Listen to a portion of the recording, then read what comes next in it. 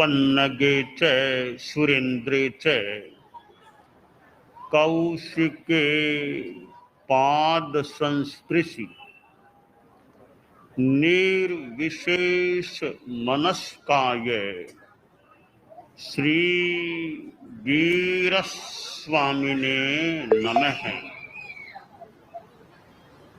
आर्हत कहा गया है, अप्पाणमेव दुद्धाहि किं ते दुद्धेन बद्धओ। अप्पाणमेव अप्पाणम ज इत्ता सुह में है। आत्मा को, आदमी को सुख कैसे प्राप्त हो सकता है, यह एक अति महत्वपूर्ण प्रश्न है। आदमी क्या और भी प्राणी सुखी रहना चाहते हैं।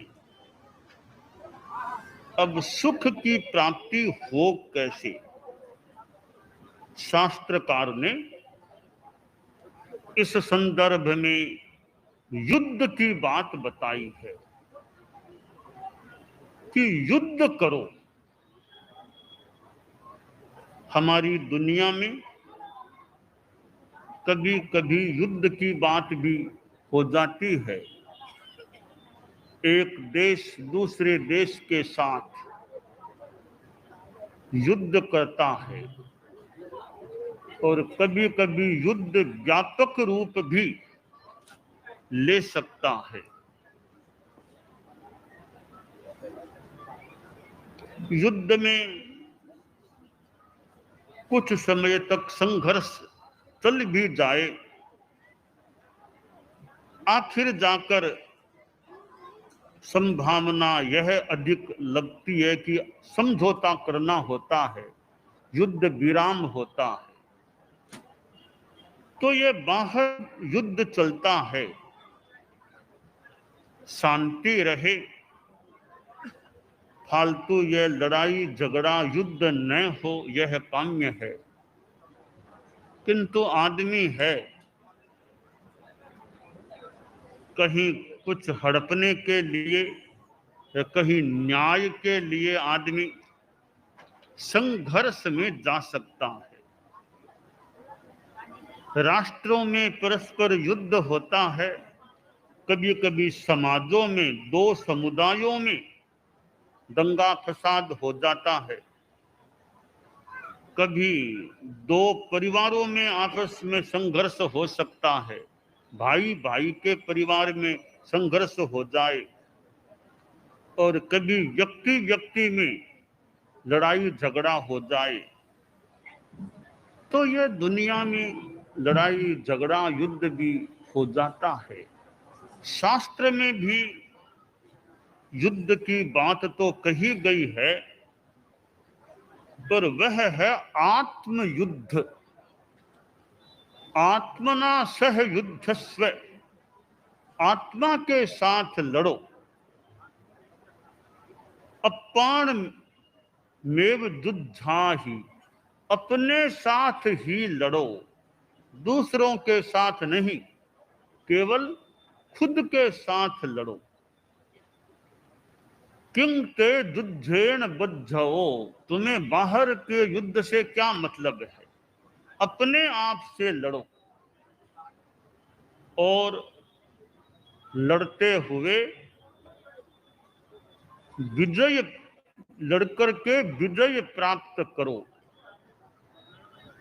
अप्पाणमेव अप्पाणम जयित्ता, अपने से अपने को जीत करके आदमी प्राप्त कर लेता है।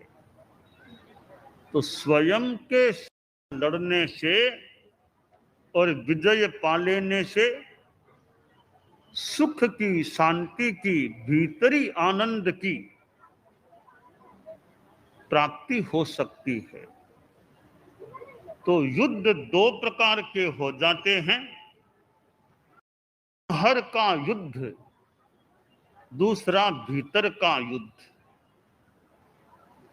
एक कामना आदि से जुड़ा हुआ युद्ध हो सकता है, दूसरा निष्काम युद्ध, आत्म कल्याण की भावना वाला युद्ध।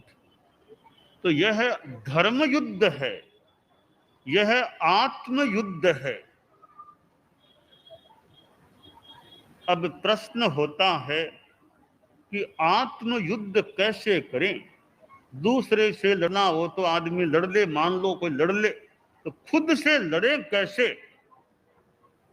खुद तो एक ही है, अब अकेला कैसे लड़े? जैन वाङ्मय में 8 आत्माएं बताई गई हैं।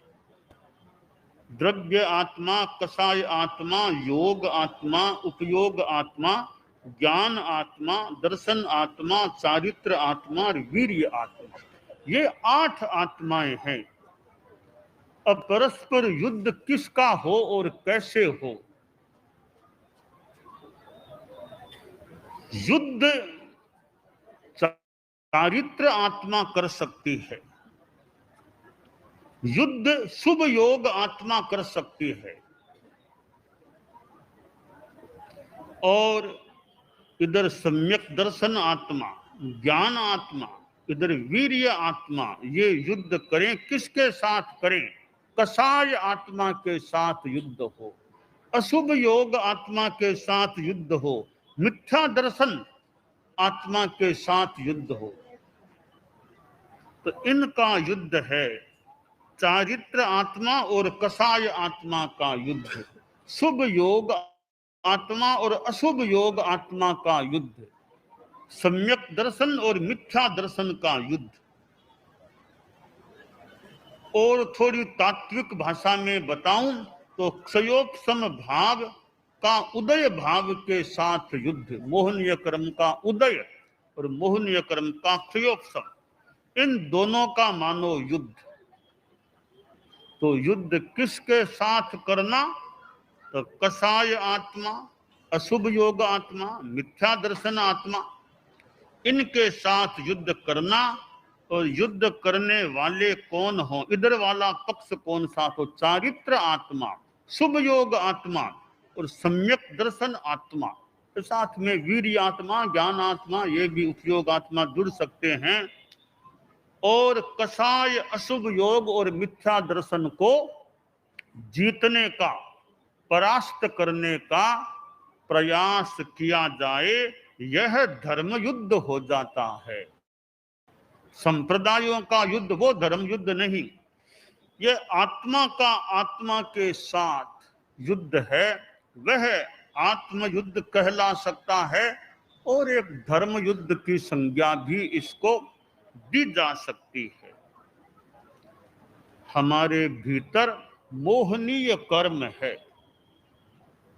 इस मोहनीय कर्म को परास्त करना 8 कर्म जैन विद्या में बतलाए गए हैं। ज्ञानावरणीय, दर्शनावरणीय, वेदनीय, मोहनीय, आयुष्य, नाम, गोत्र, अंतराय। कर्मों के संदर्भ में हम देखें तो हमें मोहनीय कर्म को कमजोर करना है, क्षीण करना है। मोहनीय के उदय को खत्म करना है, और उसके लिए मोहनीय के क्षयोपशम भाव का उपयोग करना है। उसके द्वारा यह धर्म की लड़ाई होनी है। हालांकि लड़ाई जैसा शब्द भी अपने आप में बढ़िया हो न हो, नमो अरहंताणम कहा गया है, ऐसे अरहंताणम के अनेक व्याख्या के विषय बन सकते हैं, व्याख्या हो सकती है। शब्दों की एक शल्य चिकित्सा या मीमांसा हो सकती है। का अरिहंत, शत्रुओं का नाश करने वाला। तो ये कर्म रूपी शत्रुओं को नाश करना, घाती कर्मों को नाश करने वाले अरिहंत। तो हम ये गुस्से वाली लड़ाई में नहीं जाना चाहते, हम तो शांति वाली लड़ाई, क्षमा वाली लड़ाई, कि लड़ाई तो है, लड़ाई में भी हमारे क्षमा है, लड़ाई में भी विनम्रता, लड़ाई में भी स्नेह है, क्योंकि धर्म युद्ध करना है, पाप युद्ध नहीं करना है। पाप युद्ध हो वहां तो गुस्सा और तलवार क्या क्या चीजें हो सकती है, यह धर्म युद्ध है। यहाँ तो गुस्सा तो स्वयं खत्म करने लायक है, वो तो स्वयं शत्रु है। तो यह अध्यात्म जगत का युद्ध हम अपने गुस्से को जीतने का प्रयास करें, यह अध्यात्म युद्ध है। शास्त्र में उपाय बताया गया, गुस्से को कैसे जीतें, किससे जीतें। कहा उपशमेन हरे को हम, उपशम के द्वारा कोप, गुस्से को हम नष्ट करने का प्रयास करें। मार्दव के द्वारा अहंकार, मान को नष्ट करें, जीतें। आर्जव, ऋजुता के द्वारा माया को जीतें, और संतोष के द्वारा लोभ को क्षीण करने का प्रयास करें। ये चार महान शत्रु हो गए, गुस्सा, अहंकार, माया, लोभ। इनको जीतने के लिए क्रमशः उपशम, मार्दव, आर्जव और संतोष, इन हथियारों का उपयोग करें। और इन जो विकृति रूप शत्रु हैं, गुस्सा, अहंकार, माया, लोभ, इन्हें जीतने का, इन्हें हराने का, इन्हें परास्त करने का प्रयास करना, ये अध्यात्म युद्ध हो जाता है, धर्म युद्ध हो जाता है।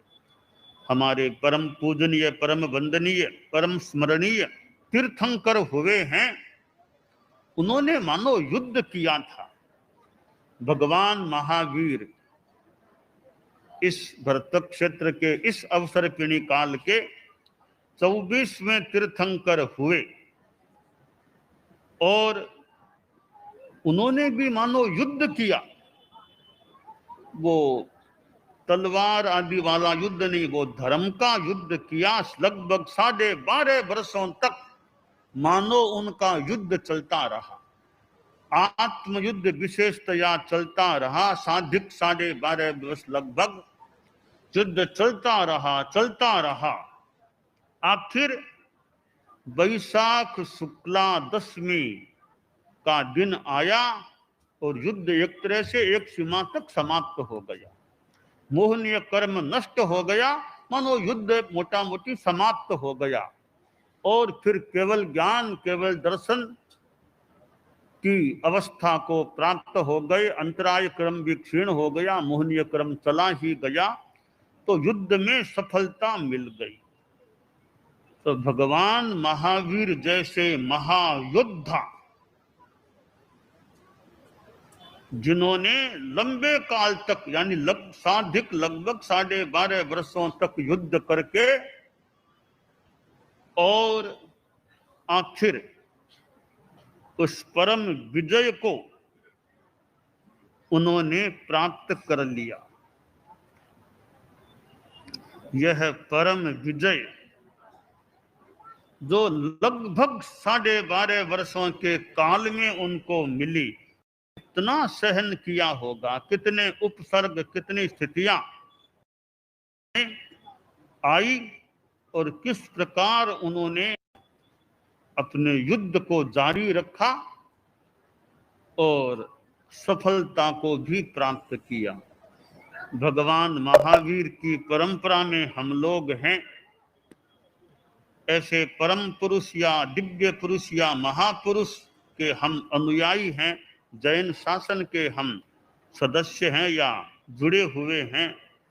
तो हमें यह जो अध्यात्म का मार्ग मिला है, यह परम का मार्ग है कि अपने आप को जीतना। और संन्यास या साधुत्व की साधना, भगवान महावीर ने साधुत्व को स्वीकार किया और युद्ध में मानो संलग्न हो गए। ठीक है, हर आदमी कोई साधु बन जाए, यह तो मुश्किल बात हो सकती है। तो गृहस्थ जीवन में भी थोड़ा युद्ध को चलाने का प्रयास करे। और कभी कभी तो गृहस्थ वेश में ही केवल ज्ञान की भी प्राप्ति हो सकती है। चक्रवर्ती भरत जैसे, इधर माता मरुदेवा माँ जैसे, भले वो थोड़े एक्सेप्शन जैसे प्रसंग हो, पर गृहस्थ वेश में भी वो परिवेश बदल जाता है, क्लेश नष्ट हो जाते हैं, आवेश समाप्त हो जाता है, तो वह युद्ध समाप्त मोटा मोटी और केवल ज्ञान केवल दर्शन प्राप्त हो जाता है। गुरुदेवा माता को कैसे हाथी के ओहदे पर केवल ज्ञान केवल दर्शन, मोहनीय का नाश और सिद्धत्व की प्राप्ति वहां से हो गई। चक्रवर्ती भरत को कैसे विशिष्टता प्राप्त हो गई। तो गृहस्थ भी धर्म कर सकता है, पर केवल ज्ञान तभी मिलेगा जब भीतर में साधुपन आ जाएगा। बाहर से साधुपन लेना सामान्य व्यवस्था है भी। समारोह होता है, दीक्षार्थी आते हैं, पहले गाजे बाजे होती हैं, वे आते हैं, वेश बदलिस्ता है पहले या बाद में, और फिर प्रोग्राम में उनको करे में बनते सामायं सब्बम सावज्जम जोगम पत्रखामी कर करा के उनका दीक्षा समारोह होता है। अब समारोह होना जरूरी नहीं है, एक दो आदमी के पास में दीक्षा दे दी जाए, रात में दीक्षा दे दी जाए, दीक्षा तो आ सकती है, परंतु एक साधुपन ऐसा भी होता है, न कोई समारोह न कोई प्रोग्राम न कोई मुंडन, ऐसा साधुपन भीतर में भावों में आता है, भीतर ही भीतर आता है कि भीतर भीतर इतना गहरा साधुपना कि केवल ज्ञान प्राप्त हो जाता है। आप जैसे गृहस्थ बैठे हैं, गृहस्थ के वेश में बिना कोई लोच कराए, बिना कोई मुंडन किए, बिना माता पिता की कोई आज्ञा लिए, बिना गुरु के पास आए भी घर में बैठे बैठे ही किसी किसी को केवल ज्ञान की प्राप्ति हो सकती है। तो यह धर्म का क्षेत्र इस प्रकार ओपन है, खुला है कि कोई भी कसाय विजय कर लेगा। जैन वेश में है कि अजैन है, कौन है, कसाय का नाश कर दिया। फिर कोई चंजी हो, कोई भेदभाव नहीं है कि किस जाति का है कि किस संप्रदाय का है, कि बड़ा आदमी है, छोटा आदमी है, राजा है, रंग के कोई सवाल नहीं है। जिसने भी कसायों का नाश कर दिया उसे केवल ज्ञान की प्राप्ति और फिर मोक्ष की प्राप्ति हो जाती है। बड़ा निष्पक्ष तत्व है, कोई भेदभाव नहीं, जात पात का भेद नहीं, बस योग्यता है। कसाय नष्ट हो गए हैं, बस एक ही मुख्य शर्त है कि कसाय मुक्ति ही, कसायों का नाश करना होगा। गुस्सा, अहंकार, माया, लोभ, राग, द्वेष ये पूर्णतया क्षीण होने होंगे। ये हो गए क्षीण तो और कोई शर्त नहीं, कोई कसौटी नहीं, केवल ज्ञान केवल दर्शन तो मानो तैयार हैं उभरने के लिए, प्रकट होने के लिए। तो ये युद्ध है वो अध्यात्म का युद्ध है। आप लोग गृहस्थ हैं, वे इतना बड़ा युद्ध मान लो न कर सकें तो नैतिकता, अहिंसा, सद्भावना भी फालतू ये धोखाधड़ी नहीं करेंगे, बेईमानी से बचने का एज मच एज पॉसिबल ज्यादा से ज्यादा बचने का प्रयास करेंगे। मन में अहिंसा की भावना, मैत्री की भावना, किसी जाति का, किसी का, कहीं का आदमी हो, सबके साथ मैत्री का भाव, इस और नशा मुक्ति, नशा नहीं करना, ऐसे संकल्पों से भी आत्मा का उत्थान हो सकता है।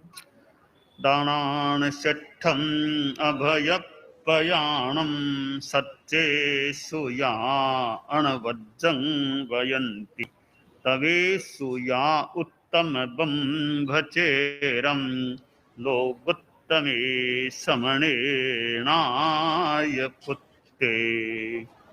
आज